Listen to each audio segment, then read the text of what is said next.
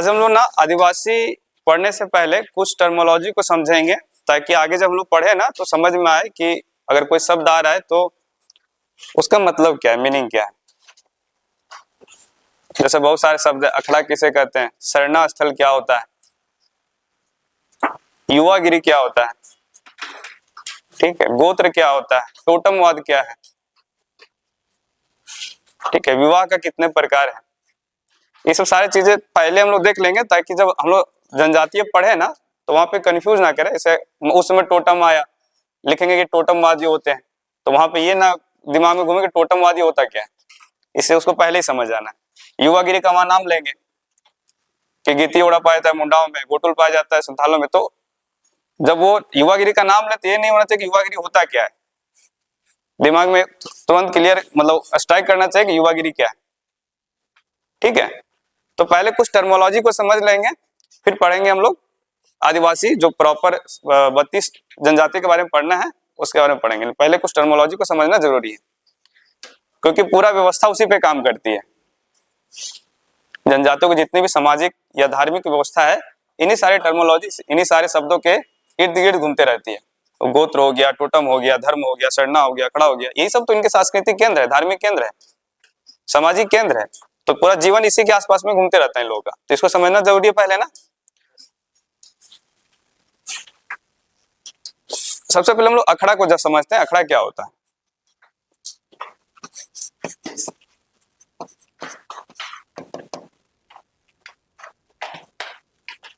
करीब करीब सभी जनजातियों में ना ऐसी व्यवस्था है, ये सिर्फ जनजातियों में नहीं, हमारे समाज में भी ऐसी व्यवस्था है। अब अपने गांव घर में देखे हुए कोई ऐसा चबूतरा ऐसा बना हुआ रहता है, और शाम शाम में करीब सभी लोग वहां जमा होते हैं, बूढ़े बूढ़े सब जमा होंगे, और जितना भी चुगली चाटी सब वहीं पे होगा, होता है ना। सामान्यतः महिलाएं वहां नहीं जाती है, लेकिन पुरुष लोग तो जमा होते ही है ना। और जितना भी आरोप प्रत्यारोप जो भी कुछ हो वहां पे शाम में पूरा चलता है, कहानी भी चलता है, कोई गाने वाला तो उसे गवाता भी, बच्चा लोग से डांस भी करवाता है। तो ये हमारे समझ में ऐसे चलता है ना। ये व्यवस्था जनजातियों में भी है, जनजातियों में बहुत पहले से। अखड़ा उनका एक बोल सकते हैं कि सांस्कृतिक केंद्र है, सांस्कृतिक सामाजिक केंद्र है, एक बिंदु है, एक स्थान है, जहां पे वे लोग शाम में दिन भर के थकावट के बाद दिन भर खेती बाड़ी में काम करते जहां था, और शाम में वहां पे इकट्ठा होते हैं गांव के सभी पुरुष जन, और वहां बहुत सारी एक्टिविटी करते हैं। कोई कहानी सुनाता है, कोई गीत उत गाता है, कोई डांस करता है, कोई परफॉर्म करता है, बात विचार करता है, किसी मुद्दे पे को लेकर के बात विचार चलते हैं। इससे क्या होता है, इससे उनकी थकावट में थोड़ी कमी आती है, थकावट दूर होता है ना कि अब दिन भर बहुत मान लीजिए थक गए, शाम में पूरा हंसी ठहाका के साथ हंस लिए तो थोड़ा रिलैक्स फील करते हैं ना। और अब लोग जेठालाल देखे होंगे ना सीरियल, और दिन भर कीर्ति करता जाके वहां पे सोडा पीता है, वो क्या अपना थकावट को दूर करने का एक प्रोसेस है, एक क्रिया है, डेली बेसिस पे करता है। वही काम यहाँ अखड़ा कम में कर रहा है। तो लोग दिन भर काम करते जाता है, खेती वेती में थके हुए रहते हैं, तो अखड़ा में जमा होते हैं, और वहां पे बहुत सारे सांस्कृतिक कार्यक्रम करते हैं, गीत उत गाते हैं, नाचते वाचते हैं, हंसी मजाक करते हैं, और अपने थकावट को थोड़ा दूर करते हैं। फिर वहां से घर गए, अपना खाना पीना खाए, सो गए, फिर अगले दिन दिनचर्या ऐसे चल रहा है। होता था, अभी लोग मोबाइल के जमाने में लोग गांव में घर में ज्यादा रहना पसंद करते हैं, बाहर कम रहना पसंद करते हैं। हाँ, बाहर में जा रहे तो मोबाइल हेडफोन लगा हुआ है, आजकल तो इतना अच्छा अच्छा हाईटेक वाला हेडफोन आ गया कि काने में सिर्फ लगा रहता है, पता ही नहीं चलता है ना कि हेडफोन लगा है कि नहीं लगा है। सो अब उसको कुछ बोलो तो क्या है, कुछ बोल रहा है, अरे भाई तुम ही को बोल रहे हो, हेडफोन लगा क्या सुनेगा वो, एकदम क्या कुछ अनजान जैसा बोलेगा कि हम ही को बोल रहा है क्या। तो वो चीजें हैं, लेकिन ये व्यवस्था थी समाज में, ये व्यवस्था थी कि उस बिंदु पे शाम में करीब करीब सभी लोग जमा होते थे। हम लोग जमा हुए हैं थोड़ा बहुत, कभी कभी हम गांव में बहुत कम रहते थे, तो जब भी रहते थे तो जो जगह होता था वहां पे जमा जरूर होता था। लोग तुम देखें सारी चीजों को, जनजातियों में हम लोग से ज्यादा विकसित है, ठीक है। वहां पे हम लोग के यहाँ तो नृत्य तो नहीं होता है, लेकिन वहां मांदर वांदर लेकर बैठ जाता है, लोग गीत उत गाता है। ये हो गया एक काम जो उसकी सामाजिक क्रिया से जुड़ी हुई है, जिससे वो अपने शारीरिक थकावट को दूर करने का काम करता है, मानसिक रूप से रिलैक्स फील करता है। दूसरा हम लोग देखते हैं कि अखड़ा जो स्थान है, अगर कोई भी गांव में बैठक होगी तो यहीं पे ऑर्गेनाइज होगा, अखड़ा में उसके लिए व्यवस्था की जाती है। सामान्य तौर पर अखड़ा जो होता है ना गांव का बीचों बीच में अवस्थित होता है ताकि उसका एक्सेस सभी लोगों के साथ मतलब समान रूप से हो। अब बीचों बीच करने मतलब करीब करीब बीचों बीच, अब ऐसा नहीं कि बीच बीच जगह नहीं है किसी घर के ऊपर अखड़ा बना देते, वैसा नहीं होता है। करीब करीब बीचों बीच की व्यवस्था की जाती है ताकि, और उसके आसपास में वृक्ष जरूर रहेगा ताकि छाया भी रहे, उस तरह की व्यवस्था होती है। हम लोग भी देखते होंगे ना, हम लोग का भी छाया हुआ के आसपास में ही इस तरह की चीजें बनती है ताकि बैठक, और यहाँ पे कोई भी बैठक होगा गांव में किसी भी तरह का बैठक होगा तो यहीं पे ऑर्गेनाइज किया जाएगा अखड़ा में। साथ ही साथ कुछ त्योहार भी यहाँ पे मनाए जाते हैं, जैसे कर्मा जैसे त्योहार जो है वो अखड़ा में ही ऑर्गेनाइज होते हैं। उसके लिए सरना स्थल पे नहीं, अखड़ा में ही उसका ऑर्गेनाइजेशन होता है और उस मतलब ऑर्गेनाइज किया जाता है, आयोजन होता है अखड़ा स्थान पे। वहीं पे कर्मा डाल को गाड़ा जाता है, वहीं पे सारे नृत्य वित्य सारे परफॉर्म किए जाते हैं, पूजा पाठ वहीं पे किया जाता है। तो एक तरह से बोले तो क्या है कि अखड़ा उनके जीवन का एक भाग है, चाहे वो सामाजिक क्रिया से जुड़े हुए हो या आर्थिक या सांस्कृतिक रूप से, उससे तो जुड़े हुए होते ही है। दिन भर में किसी न किसी समय एक बार वहां पहुंच ही जाते हैं, तो दिनचर्या का पाठ हो गया अखड़ा, अखड़ा स्थान। तो अखड़ा वही चीज है और इसमें और कुछ है नहीं, मतलब उनका एक केंद्र है, एक स्थान है जो गांव के बीचों बीच में होता है और जहाँ पे सारी बैठकें आयोजित की जाती है। शाम में लोग वहां पे जमा होते हैं, अपने दुख दर्द को सुनाते हैं, बांटते हैं, शरीर की थकावट को दूर करते हैं। साथ ही साथ कुछ कुछ पर्व त्योहारों का भी आयोजन अखड़ा में किया जाता है। ठीक है, समझ गए अखड़ा क्या है? एक है सरना स्थल जिसको जाहिर थान भी बोलते हैं।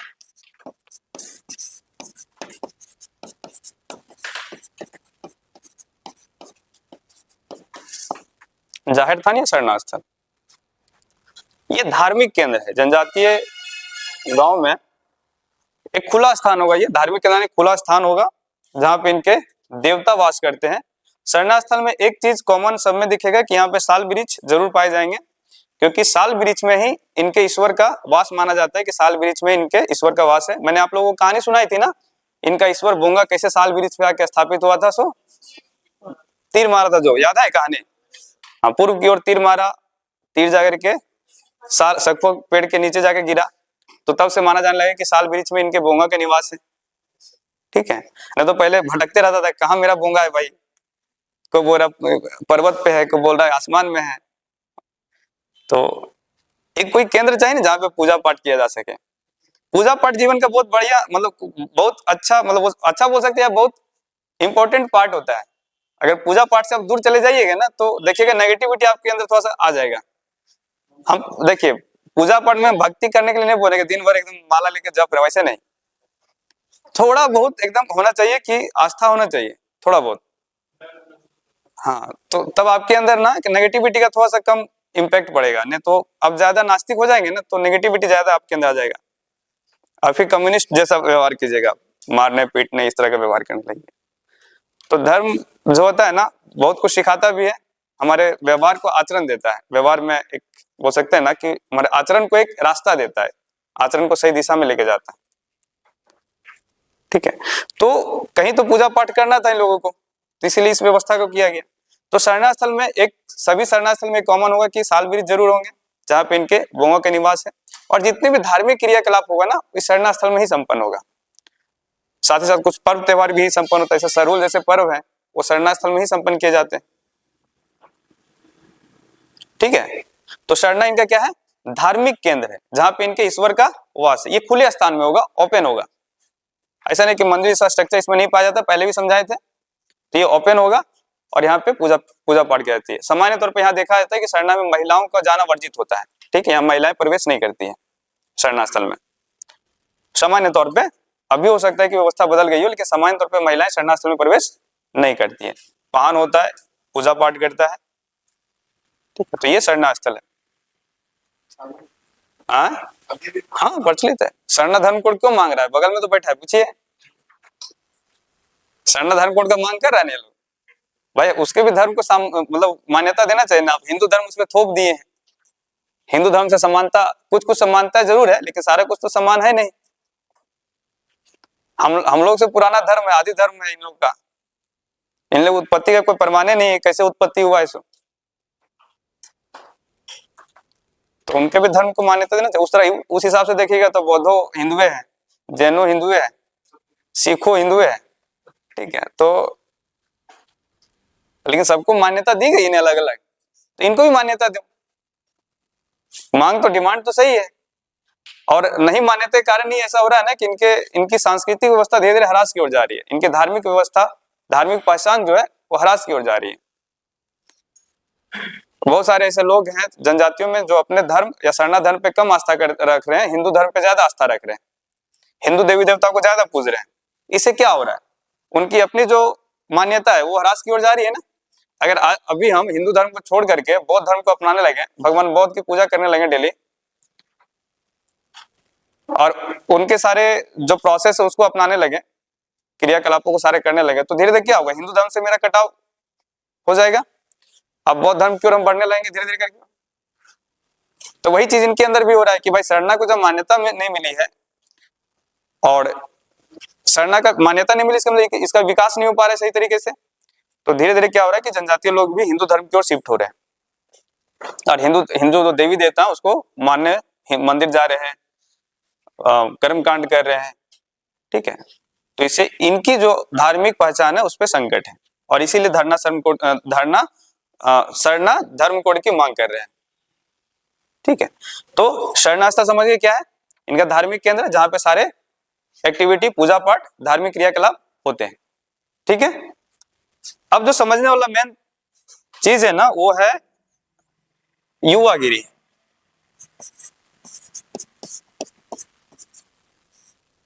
क्वेश्चन यहां से बहुत रहते हैं, पूछे जाते हैं कि पुराओं में युवागिरी को क्या बोलते हैं, मुंडाओं में क्या बोलते हैं, संथालों में युवागिरी को क्या बोला जाता है, इस तरह से क्वेश्चन पूछे जाते हैं, ठीक है। लेकिन युवागिरी सिर्फ इतना ही याद करके रखिएगा ना तो काम नहीं चलेगा। काम नहीं चलने का मतलब है कि अगर याद कर ली कि भाई धूमकोड़िया उराव बोलते हैं, गितियोड़ा मुंडाओं बोलते हैं, गोटो संथाल बोलते हैं, ऐसे याद कर लिए अगर तो फिर मजा नहीं आएगा। उसकी व्यवस्था को समझना बहुत जरूरी है। अगर व्यवस्था समझेंगे ना तब याद करने में थोड़ा बढ़िया भी लगेगा, किसी को बताने में बढ़िया लगेगा। और मान लीजिए कभी सामाजिक व्यवस्था पे लिखने के लिए आ जाए जनजातियों के, तो आप बेहतर तरीके से प्रेजेंट कर सकते हैं कि युवागिरी है क्या आखिर, और इसके ह्रास से क्या समाज पे, जनजातीय समाज पे क्या प्रभाव पड़ गया। अभी ये ह्रास की हो रहा है आपके यहाँ, अभी होता है क्या युवागिरी? नहीं ना होता है, ये तो अपने शहर में रहते हैं, इनको कहाँ पता, अभी युवागिरी में होना चाहिए था इनको। तो युवागिरी नहीं, युवागिरी ह्रास की ओर है, करीब पूरी समाप्त की ओर है। तो इसका समाप्त से क्या प्रभाव पड़ा है जनजातीय जीवन में, ये सब सारी चीजों को जानना होगा ना। अभी मेरे मतलब साड़ू जी हैं, उनका पोस्टिंग दे दिया चाईबासा, वो जंगल एरिया में, पूरा ट्राइबल एरिया, उनको बहुत परेशानी हो रही है वहां पे सस्टेन करने में। वहां के लोग उनको पानी तक नहीं देता है। जनजातीय लोग जंगल में गए हुए थे कुछ ये करने के लिए, भेजता है पुलिस वाला को जंगल में भेजता है पेट्रोलिंग के लिए, तो पानी खत्म हो गया, सप्ताह दिन के लिए गए हुए थे, तो गांव वाला लोग पानी तक नहीं दे रहा था। इस तरह की व्यवस्था है। तो क्यों? विश्वास नहीं है ना, बाहरी है, आउटसाइडर है। अगर जनजातियों को बेहतर तरीके से समझते हैं, उनसे घुल मिल पाते हैं, तो ऐसी व्यवस्था हो पाती क्या? ऐसा होता है कि वो पानी नहीं देते?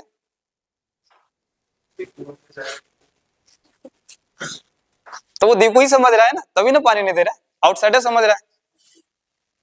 ये नहीं समझ पा रहे कि पुलिस उसकी सुरक्षा के लिए, ना कि उसको नुकसान पहुंचाने के लिए।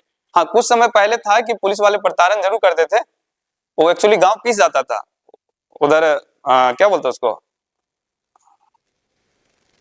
अरे नक्सलवाद, नक्सलवाद से भी प्रताड़ित था, इधर पुलिस वाला भी प्रताड़ित करता था। तो गांव पीस गया था पूरी तरह से। अपने एक कहानी, कोटा में कहानी भी है, वो महेश्वर वाला कहानी, पार्वती महेश्वर जो जाते हैं घूमने के लिए,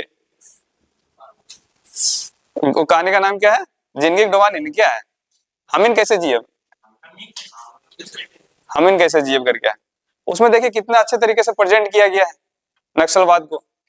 पुलिस की गाड़ी देखता है, सब पुरुष भाग जाता है, जंगल भाग जाता है, छुप जाता है, क्योंकि पुरुष को पकड़ के पीटता था और पूछता था कि भाई नक्सल कहाँ रहता है, नक्सलवाद कहाँ, मतलब उसकी इंफॉर्मेशन लेने के लिए पीटता था। उधर नक्सल अगर इंफॉर्मेशन दे दिया तो नक्सलवाद मार देता था उसको, नक्सली लोग मार देते थे। तो व्यवस्था बहुत गड़बड़ है। लेकिन वही कि जनजातियों को बेहतर तरीके से जानेंगे, आगे चल के अगर आपको चाईबासा भेज दिया, खूंटी भेज दिया, सिमडेगा भेज दिया, तो काम करने में बेहतर लगेगा ना थोड़ा सा, कि देखिए, जब जनजातियों को जानिएगा ना तब उनके साथ घुल मिल पाइएगा, अगर नहीं जानिएगा तो उनसे घृणा कीजिएगा। उनकी अगर सामाजिक स्थिति को देखिएगा, रहन सहन को देखिएगा, तो हो सकता है कि आपके अंदर घृणा की भावना उत्पन्न हो जाए, अगर उनको बेहतर तरीके से नहीं जान रहे हैं तो। जैसे आपके यहाँ भी एक महारा जो जाति है, वो हम लोग यहाँ पहले क्या होता था ना कि कोई जानवर मर जाता था तो उसके चमड़ा को खाल निकालते थे और उसको ढोल बनाते थे, तो समाज में उसको ना हीन नजर से देखता था, और हीन नजर से देखता भी था, प्लस उसे छुआछूत का भावना रखता था ना। लेकिन ये नहीं समझ पा रहे कि उसकी आजीविका उसी से चल रही है। अगर हम ये चीज समझ जाएं कि उसकी आजीविका उसी से चल रही है, तो क्या उससे हम घृणा कर पाएंगे क्या? अगर वो काम नहीं करेगा तो भूखे मर जाएगा। और आपके यहाँ वही चमड़ा से ढोल बना के आपके यहाँ बजाने आता है, पूरी प्रोसेस को समझ नहीं पाता लोग। वही चमड़ा निकाला, उससे ढोल बनाया, आपके शादी विवाह में आकर के बजा रहा है, आपका घर घुस रहा है, सीरा घर जिसको बोलते हैं, मेन जो घर होता है सीरा घर, जिसमें अपने भगवान का जो वास होता है, वहां पे जाकर ढोल बजा रहे हैं, और उसी चमड़ा से बना हुआ ढोल का। अगर पूरी व्यवस्था को समझ आए, क्या उसे घृणा कर पाएंगे? हाँ, ढोल पूजा का रस्म भी, तो उसका पूजा भी करते हैं। बजाने से पहले जब शुरुआत कर रहा है तो उसका पूजा किया जाएगा, सिंदूर देगा, लगाएगा उसमें। तो इसीलिए जनजातियों को जानना जरूरी है, तब हम जाकर के जनजातीय क्षेत्र में काम कर सकते हैं, उनके लिए बेहतरी से काम कर सकते हैं। प्रशासक बनने का है कि हम समाज के लिए कुछ बेहतर करें, अपने लिए नहीं सोच के जाइए कि हम अपना बेहतर करेंगे, ठीक है? नहीं तो फिर बंटाधार हो जाएगा, जो पूजा सिंगल वाला हाल हो जाएगा, ठीक है? और जेल में है ना अभी, बहाना करती है, कभी शुगर बढ़ गया है, कभी बोलता है बीपी बढ़ गया है, छुट्टी दे दो, वैसा वाला हाल हो जाएगा। इतना पैसा आपको मिल जाता है सर्विस में कि आप जीवन अच्छे से मतलब गुजार सकते हैं, ऐशो आराम का जीवन जी सकते हैं। लेकिन आपको अय्यासी करना है तो फिर घूस लेना पड़ेगा, ठीक है? तो अय्यासी वाला माइंडसेट में नहीं लेके जाना है कि हमको अय्यास बन जाना है पूरा जाकर के, 4 को 10 को प्रॉपर्टी खड़ा कर लेना है, और चारों जगह एक गर्लफ्रेंड जरूर होना चाहिए, वैसे वाला माइंडसेट से नहीं जाना है, ठीक है ना? तो फिर बंटाधार हो ही जाएगा, आज निकल पकड़े जाइएगा। आप तो अपना नुकसान कीजिएगा, समाज का कितना नुकसान कर रहा है आपको खुद भी आइडिया नहीं है, ठीक है? तो समाज में एक बेहतरी के लिए एक अच्छे प्रशासक बनना बहुत जरूरी है, समाज में बेहतर तरीके से किसी भी चीज को इम्प्लीमेंट करने के लिए। तो जनजातीय क्षेत्र में जाने के लिए सारी व्यवस्था की गई है। इतना ज्यादा सिलेबस में जनजातीय क्यों इंक्लूड किया गया, उसके पीछे भी तो रीजन है ना, क्योंकि जनजातीय बहुल एरिया है। अब जिस भी डिस्ट्रिक्ट में जाएंगे वहां जनजाति कुछ ना कुछ जरूर मिलेगा आपको, सबसे कम कोडरमा में, उसके अलावा और भी अलग अगर जाएंगे वहां भी देखेंगे 6000 करीब जनजातीय लोग हैं। तो जिस भी क्षेत्र में जाएंगे जनजाति आपको दिखेगा ही दिखेगा, और जनजाति जब दिखेगा तो उसके लिए तो काम करने के लिए आपको फोर्स किया जाएगा, उसके मतलब उसकी बेहतरी के लिए काम करो, उसको मुख्य धारा में शामिल करो। इसीलिए तो इतना ज्यादा जनजातीय दिया गया है। अब जनजातीय कल्चर देखिए, अलग से पढ़ना है, पूरा जनजातीय करके पढ़ रहे हैं, फिर 32 जनजाति के बारे में पढ़ना है, फिर अलग से इसके नृत्य को पढ़ना है, इसके डांस को पढ़ना है, इसके गाने को पढ़ना है, मतलब हो सकता है इसके चित्रकला को पढ़ना है, शिल्पी जो जानती है क्या क्या बनाते हैं उसको जानना है, मतलब पूरा जनजातीय बेस्ड सिलेबस है ना? तो पूरा जनजातियों को जानना जरूरी है। तो उसी में से एक युवागिरी है जिसको हम लोग को जानना है कि युवागिरी है क्या, ये कॉन्सेप्ट कैसे बिल्ड हुआ, और वर्तमान में इसका क्या स्थिति है। जनजातीय समाज में ना करीब करीब सभी जनजातियों में ऐसा कॉन्सेप्ट देखने को मिला है, किसी में ज्यादा विकसित है, किसी में कम विकसित है। पहले इस व्यवस्था को समझते हैं, व्यवस्था में होता क्या है। मान लीजिए ये गांव है, पूरा क्लासरूम को गांव मान लीजिए। होता क्या है कि गांव से बाहर, गांव के भीतर में नहीं, गांव से बाहर एक स्थान में, मतलब या तो झोपड़ी, उसमें झोपड़ी बनता था, तो एक झोपड़ी नुमा स्ट्रक्चर बना दिया गया, घर बना दिया गया, और वहां पे जितने भी युवा लड़के हैं, युवा लड़के लड़की, गांव के जितने भी युवा, जैसे आप लोग सब तो युवा ही है ना, सब नहीं जाइए, कुछ लोग बुजुर्ग बन जाइए, ठीक है? जैसे हम बुजुर्ग हो गए तो हम समझ लिए कि युवागिरी का प्रशासक है। तो आप में से जो युवा होंगे उसका लिमिट होता है कि इतने एज के बाद ही जा सकते हैं, और शादी जब तक आपका शादी नहीं हुआ तब तक आप उसके सदस्य रहेंगे। जैसे 10 से 11 साल में युवागिरी में एंट्री मिलता है,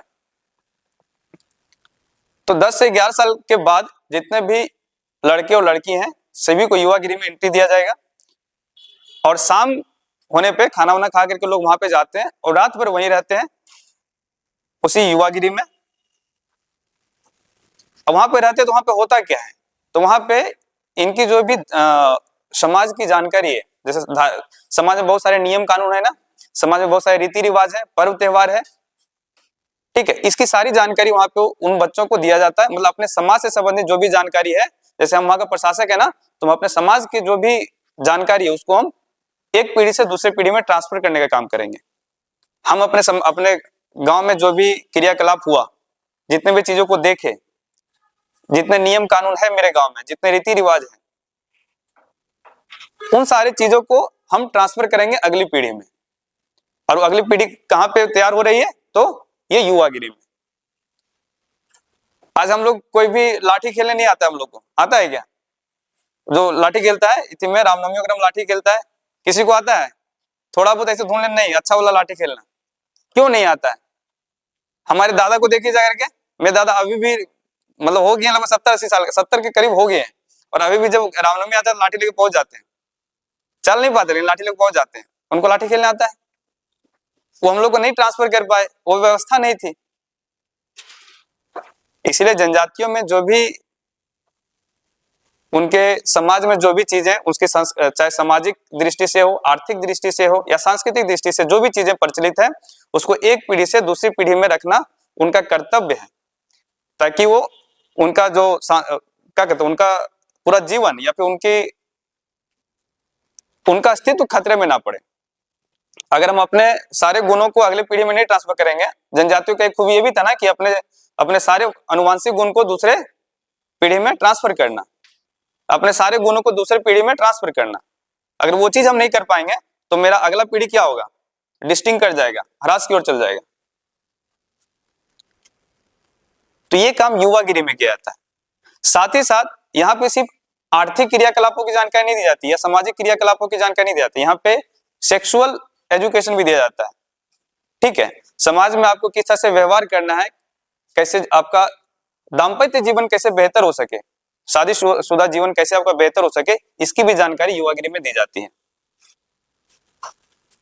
ठीक है, तो ये सारे काम कहां पे हो रहे हैं, युवागिरी में। ये व्यवस्था करीब करीब सभी जनजातियों में पाई जाती है। समझ गए युवागिरी क्या है?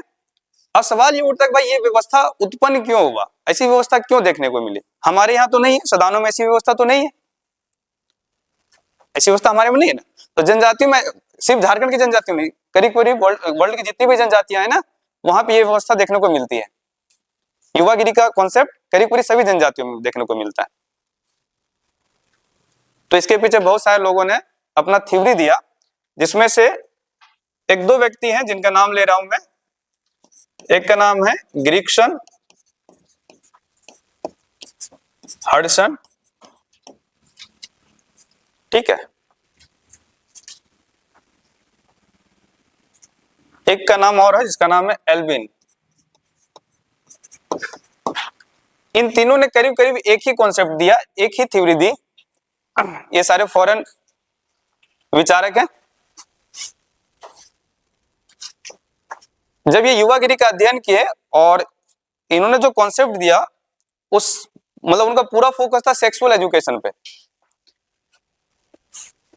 ये लोग बोले कि जो युवागिरी का कॉन्सेप्ट आया होगा ना, एक्चुअली समाज में क्या है ना, जैसे हमारे समाज में माँ पिता के सामने सेक्सुअल बातें करने, सेक्सुअल रिलेशनशिप बनाना अपराध, बोल सकते हैं कि एक सामाजिक दृष्टि से स्वीकार्य नहीं है ना। हमारे समाज में भी, जनजातीय समाज में भी है। क्या हम अपने माँ पिता के साथ में जाकर के सेक्सुअल बातें कर सकते हैं? क्या नहीं कर सकते है ना। तो वही बोला गया कि जो समाज जो तैयार हो रहा था, समाज जो नया वर्ग जो तैयार हो रहा था, उसको इसकी जानकारी, सेक्सुअल एजुकेशन की जानकारी देना बहुत जरूरी था, ताकि समाज में व्यवस्था कायम रह सके अच्छी तरीके से।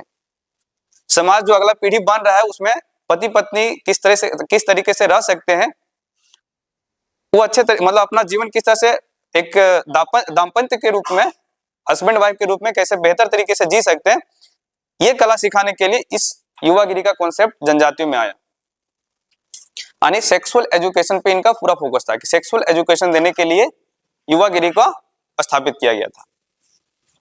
अब सवाल ये उठता है कि भाई किसका अध्ययन किए होंगे? सभी जनजातियों तो किए नहीं होंगे, तो कुछ कुछ जनजाति का अध्ययन जरूर किए होंगे ये, जहाँ पे इस तरह के कॉन्सेप्ट होंगे। तो वर्ल्ड के बहुत सारी ऐसी जनजातियां हैं जहां पे ना युवागिरी का मेन जो फोकस है वो सेक्सुअल एजुकेशन पर ही है। जैसे किसी एक जनजाति में हम देखे हुए हैं, से जनजाति का नाम नहीं पता, टैबू करके एक आता था, नेशनल ज्योग्राफी करके एक है ना, टैबू करके एक आता था, ये सीरीज आता था, उसमें देखे जनजातियों का कॉन्सेप्ट था। उसमें होता क्या था कि जनजाति जो है ना, उस जनजाति के लोगों ने क्या किया था कि व्यवस्था करके रखी हुई थी कि एक कुंभा बनाया गया था। कुंभा, जैसे कुंभा पता है ना कि एक छोटा सा घर ऐसे करके ऐसे कुंभा बना दिया गया था बहुत सारे। अब जो लड़कियां जो मतलब युवा अवस्था में चली जाती थी, उनको इस कुंभा में अकेले रात में गुजारने पड़ते थे। रात में युवक आता था वहां पे और दोनों के बीच में बात विचार होता था, ठीक है। और अगर लड़का लड़की एक दूसरे को पसंद करने लगे, समझने लगे, वो कंटिन्यू मिलता था लोग, और पसंद हो गया तो दोनों के बीच में विवाह कर दिए जाते थे। ये व्यवस्था गांव के बाहर होती थी और इस तरह की व्यवस्था जनजातियों में देखने को मिली है। कुछ कुछ जगह पे ऐसा हुआ है कि युवागिरी जो होता था वो सामूहिक युवागिरी होता था, जिसमें लड़का लड़की दोनों साथ में रहते थे। युवागिरी दो तरह का होता है, एक अलग अलग, लड़का का अलग लड़की का अलग। एक युवागिरी ऐसा होगा जहाँ पे लड़का लड़की दोनों साथ में रहते हैं। तो जो साथ पे जहाँ पे युवागिरी एक दूसरे के साथ में रह रहे हैं, ठीक है, वहां पे जीवन साथी चुनने का एक बहुत बड़ा आधार बन जाता है। जहाँ पे लड़का लड़की एक साथ प्रशिक्षण ग्रहण कर रहा है, वहां पे जीवन साथी को चुनने का एक बेस बनता था, एक केंद्र बनता था। वो अट्रैक्ट हुआ, एक दूसरे को जाना, समझा, और फिर लगने लगा कि दोनों एक दूसरे के साथ रह सकते हैं, तो शादी विवाह कर ली, ठीक है। वहां पे सेक्सुअल रिलेशनशिप भी बनते थे, ऐसा नहीं कि चुनना मतलब सिर्फ चुनना नहीं, वहां सेक्सुअल रिलेशनशिप भी बनते थे उस केंद्र पे। इसीलिए उन्होंने कहा कि जो युवागिरी है ना, इसके कॉन्सेप्ट जो आया, उसमें मेन जो केंद्र था वो सेक्सुअल एजुकेशन था, ठीक है। इन्होंने ये थ्योरी दिया। उसी में से एक भारतीय विचारक है जिनका नाम है, आप लोगों ने सुना है, एस सी रॉय।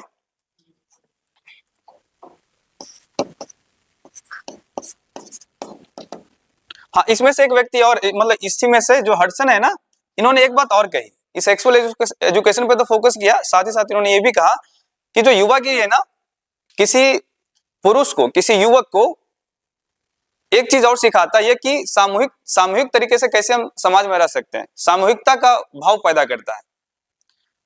समाज में रहना है तो सामूहिकता का भाव होना चाहिए ना, समाज में मिलजुल के रहने का भावना होना चाहिए ना।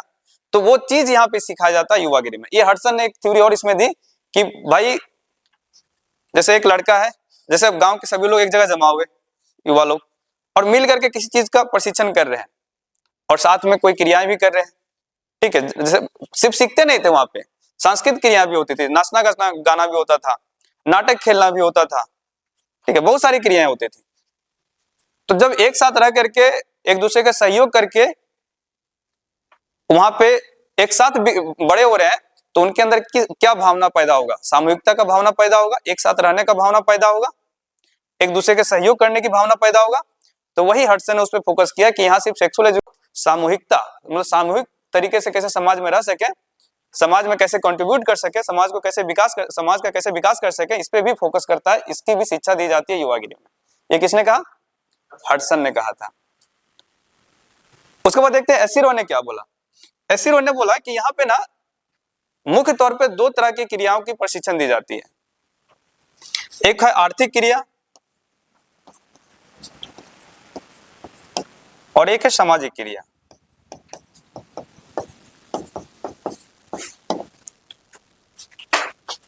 रॉय जी ने बताया कि जो युवागिरी है ना, ये जो केंद्र इनका है, यहाँ पे लड़के लड़कियों को दो तरह की शिक्षाएं दी जाती है, एक आर्थिक क्रिया की शिक्षा और एक सामाजिक क्रिया की शिक्षा।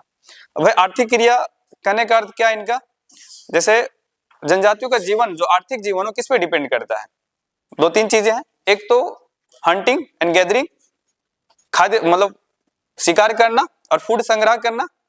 फूड संग्रह मतलब जंगलों से फूड संग्रह करना, मार करके किसी जानवर को उसका फूड संग्रह करना। एक तो इस पे डिपेंड करता है, दूसरा कृषि एग्रीकल्चर पे डिपेंड करता है। ये दो मुख्य आर्थिक क्रियाकलाप है इनके। और कुछ कुछ जनजातियां ऐसी भी जो शिल्पी जनजाति है, जो कुछ वस्तुएं बनाती है। चिकबड़ा इसे कपड़े बुनते हैं, महली जो बांस का टोकरी बनाता है ना, असुर जो लोहे का सामान बनाता है, लोहरा जो लोहे का सामान बनाता है, उपकरण बनाते हैं। तो ये इनकी आर्थिक क्रियाकलाप का क्या कहते हैं, भाग है।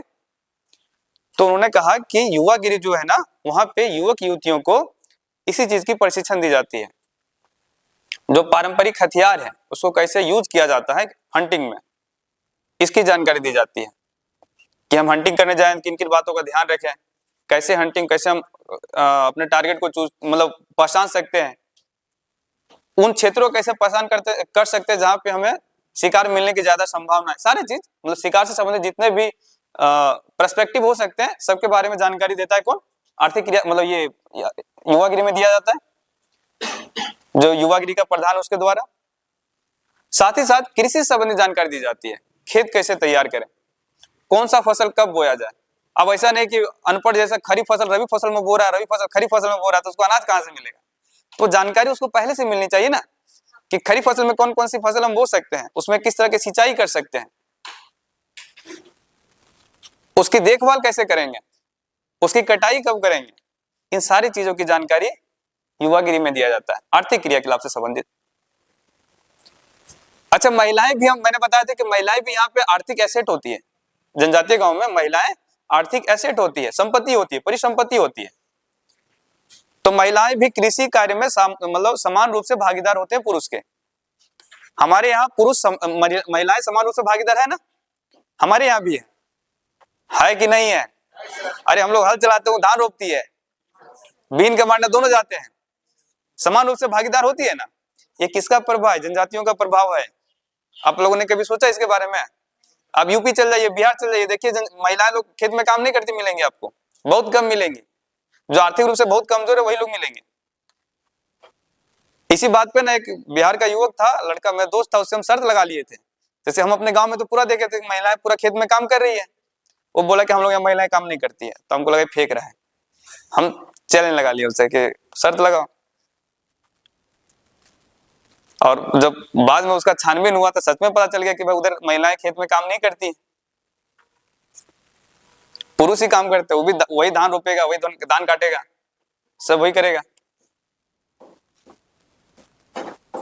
समझे? तो वो उसका समाज किसी और तरीके से प्रशासित हो रहा है ना। महिलाओं वहां पे एसेट है क्या? महिलाओं वहां एसेट नहीं, वहां पे ज्यादा प्रताड़ित होगी महिलाएं। दिन भर आपको बोलेगा घर में रहो तो कैसा लगेगा, और घर से बाहर नहीं निकलना आपका,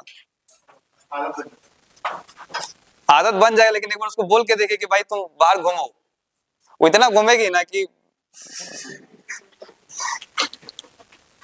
क्योंकि उसको बहुत दिन से सप्रेस करके रखा गया ना परिवार में कि घर में रहो, घूंघट में रहो, ये वो। अब राजस्थान, यूपी वाला साइड में जाइए, राजस्थान वाला क्षेत्र में पूरा देखिए घूंघट लगा के रहती है महिलाएं। यूपी में भी है, सिर्फ राजस्थान में, यूपी में भी है, बहुत जगह यूपी में, वो पश्चिम वाला जो यूपी है ना, उधर आप जाके देखिए पूरा घूंघट में ही रहती है महिलाएं, और यहाँ तो घूंघट रहेगा। बोलता है कि अपना पति तक को नहीं देखता है लोग पता नहीं। तो वो क्या है, वो समाज में महिलाएं ज्यादा प्रताड़ित है हमारे समाज में। और हमारे समाज में क्या है, देखिए जनजातियों में क्या है, महिलाएं एसेट है, महिलाएं परिसंपत्ति है, आर्थिक क्रियाकलाप में समान रूप से भागीदार है। सिर्फ आखेट को छोड़ दें, शिकार जहां पे किया जाता है उसको छोड़ दिया जाए तो बाकी बस सारे आर्थिक क्रियाकलाप में महिलाएं सहयोग की भूमिका निभाती है। ठीक है, चाहे वो खेती हो, चाहे वो फूड संग्रह हो। उसी तरह देखिए हमारे समाज, इसका प्रभाव है हमारे समाज पे, सदान समाज में इसका प्रभाव है जनजातियों का, कि यहाँ पे महिलाएं बराबर रूप से हमारे समाज में भी बराबर रूप से काम करती है, बराबर रूप की सहयोगी है। ठीक है, लेकिन हम लोग संपत्ति आज तक उसको नहीं माने हैं, हम लोग बोझे मानते हैं उसको, मानते हैं ना बोझ, महिलाओं को बोझ ही मानता है लोग, इसलिए बोलता है भाई 18-20 साल का हुआ दूसरे घर में डाल दो। है ऐसा, समाज में ऐसी मानसिकता है। ठीक है, और मेरी मानसिकता ऐसे नहीं, हम लोग बोले इसका मतलब हम, मेरे बारे में नहीं सोच लीजिएगा आप लोग, मेरे बिल्कुल ऐसी मानसिकता नहीं है महिलाओं के प्रति। तो क्या बोले तो आर्थिक क्रियाकलाप के लिए, जितने भी आर्थिक क्रियाकलाप है उसकी जानकारी कहां पे मिल रही है, युवागिरी में, ताकि वो जब समाज में एंटर करे ना तो बेहतर तरीके से अपनी आजीविका चला सके। समझे बात को? इसीलिए आर्थिक क्रियाकलाप की जानकारी कहां पे दे रहा है, युवागिरी में। किनका कहना है? एस.सी. रॉय का कहना है। साथ ही साथ सामाजिक क्रियाकलाप, समाज में कैसे रहना है, समाज में जैसे बहुत सारे होती है ना कि समाज में बहुत काम करना है, समाज को विकास की ओर लेके जाना है, समाज में कोई समाज के लिए किस तरह कोई काम करना है, समाज में पर्व त्योहार ऑर्गेनाइज करना है, समाज में बैठकें होती है तो बैठक में किस तरह से निर्णय लिया जाता है, शादी विवाह का जो कर्मकांड है, शादी विवाह के बाद कैसे हम लोग जीवन व्यतीत करते हैं। तो समाज से, सामाजिक पर्सपेक्टिव से जितने भी चीजें हो सकती है ना, सारी जानकारी मतलब युवागिरी में युवाओं को दिया जाता है। समाज कैसे प्रशासित हो रहा है, किस तरह का नियम कानून है समाज में, किस तरह के रीति रिवाज है समाज में, समझे बात को। सारे चीज यहाँ पे बताए जाते हैं किसको, युवा को, युवागिरी के जो प्रधान है, युवागिरी के जो प्रशासक हैं उसके द्वारा। ये किसने कहा, एसिरो ने कहा कि भाई सामाजिक क्रिया और आर्थिक क्रिया दोनों की जानकारी युवागिरी में दी जाती है युवाओं को, ताकि वो समाज में बेहतर तरीके से अपने जीवन बसर कर सके, समाज के लिए फ्रूटफुल हो, ना कि हार्मफुल। अगर ऐसे ही भटकते रहेगा जहां तहां तो हार्मफुल होगा ना, पता नहीं उसके माइंडसेट में किस चीज के क्या घर कर जाए, वो समाज को आगे बढ़ाने के चक्कर में और पीछे घसीटना लगे। ठीक है, तो ये इनका कहना था, किनका, एस.सी. रॉय का। एक व्यक्ति और है, उनका भी थ्योरी जान लेते हैं, मजूमदार, डी.एन. मजूमदार। इनका नाम सुना होगा आप लोगों ने।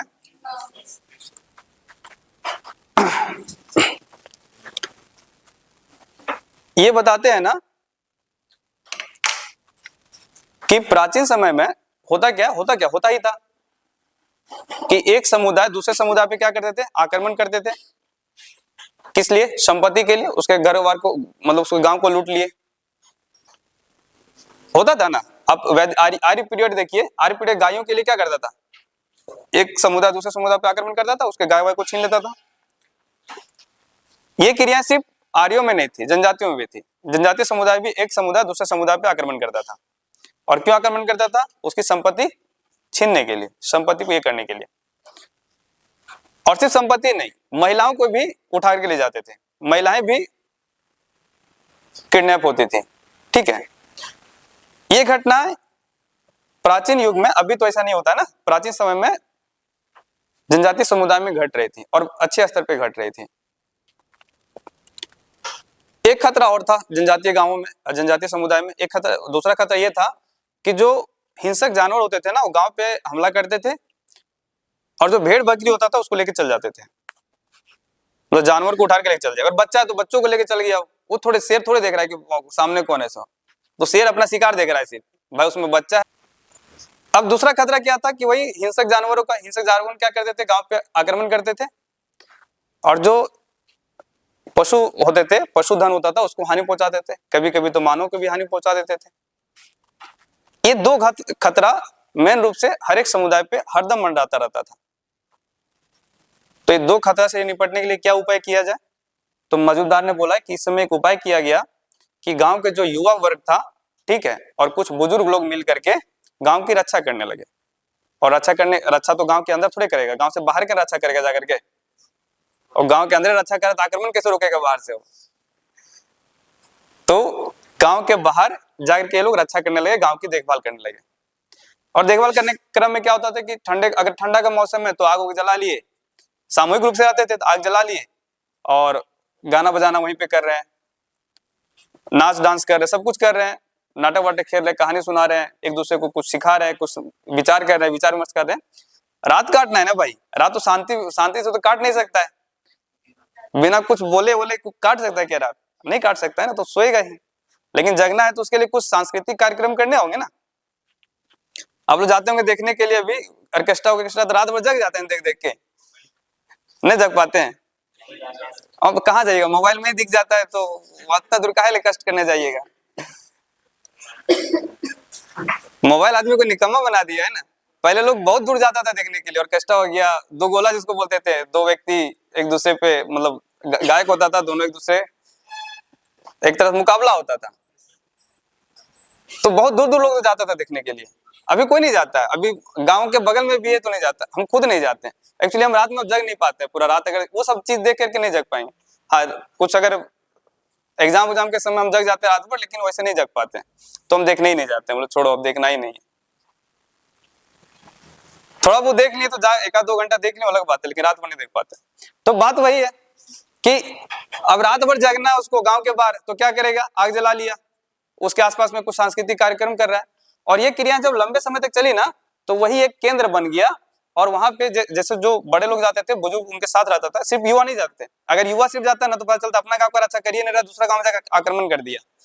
उसके अंदर में तो भावना रहती है ना भाई कि अगर मान ले कोई दूसरा समुदाय आक्रमण किया, कभी भविष्य में किया होगा, उसको पता है कि वो समुदाय हम पे आक्रमण किया था कभी, और सिर्फ युवा लोग हैं वहां पे, बोले चलो उसका गांव लूट के आते हैं, मूड बना लिया, चल गया लूटने के लिए। तो उनको कंट्रोल करने के लिए बड़े लोग भी रहते थे, बुजुर्ग लोग भी जाते थे उनके साथ, ठीक है। तो क्या हुआ कि लंबे समय से वो एक केंद्र बन गया, और जो बड़े लोग जाते थे, बुजुर्ग लोग जाते थे, अपने गांव के सारे रीति रिवाज जो भी समाज में चल रहा है उसके बारे में जानकारी देते थे युवा लोगों को। और इसी तरह से युवागिरी का कॉन्सेप्ट बिल्ड हुआ, ये मजूमदार जी का कहना है, ठीक है। ये सारे थ्योरी चलता है कि युवागिरी कैसे बना होगा, कोई एक मत नहीं है। लेकिन वर्तमान में अगर इसके परिप्रेक्ष्य को, इसके पूरे इंपोर्टेंस को देखें कि, लेकिन सबने बाद में ये मान लिया कि भाई युवागिरी जो है ना, एक चीज सब में कॉमन थी, और ये था कि अपने समाज के जितने भी रीति रिवाज है, अपने समाज के जितने भी सांस्कृतिक पर्सपेक्टिव है, सांस्कृतिक महत्व के जो चीजें हैं, उसको एक पीढ़ी से दूसरी पीढ़ी पहुंचाने का एक महत्वपूर्ण केंद्र था ये। शिक्षा का कोई व्यवस्था नहीं था समाज में, जनजाति समाज में क्या शिक्षा का व्यवस्था था? क्या कोई स्कूल था, कोई आश्रम था? हमारे समाज में तो आश्रम व्यवस्था पहले थी, जहाँ पे शिक्षा ग्रहण की जा सकती थी, वहां पे सामाजिक शिक्षा भी दी जाती थी, राजनीतिक शिक्षा भी दी जाती थी, दिया जाता था ना, युद्ध की शिक्षा दी जाती थी वहां पे। लेकिन इनके समाज में ऐसा कुछ तो था नहीं, तो कोई तो ऐसा केंद्र होना चाहिए जिससे समाज अपनी अपनी खूबियों को अगली पीढ़ी में भेज सके। तो इसीलिए युवागिरी कॉन्सेप्ट आया, और युवागिरी में मुख्य तौर पे अगर देखा जाए तो मेनली यही होता है कि अपना समुदाय, मतलब जो भी जनजातीय है, अपनी खूबियों को, अपने सारे गुणों को अब अगले पीढ़ी में ट्रांसफर करने का काम करता है। कहाँ पे? युवागिरी में, ठीक है। समझ गए युवागिरी कॉन्सेप्ट? युवागिरी से संबंधित एक मान्यता है जो आपको सुन के थोड़ा हैरानी लगेगा कि युवागिरी में अगर कोई सेक्सुअल रिलेशनशिप बनाता है, शारीरिक संबंध बनाता है, तो प्रेग्नेंट नहीं होगा, ऐसी मान्यता है उन्होंने, ठीक है। वो प्रेग्नेंट नहीं होगी महिला। क्यों नहीं प्रेग्नेंट होगी? उसके पीछे रीजन इन लोग देते हैं कि इनमें युवागिरी का एक भगवान है जिसका नाम है लिंगो बोंगा। अच्छा, लिंगो बोंगा या लिंगो देवता भी मिल सकता है, ठीक है। ये क्या हो गया?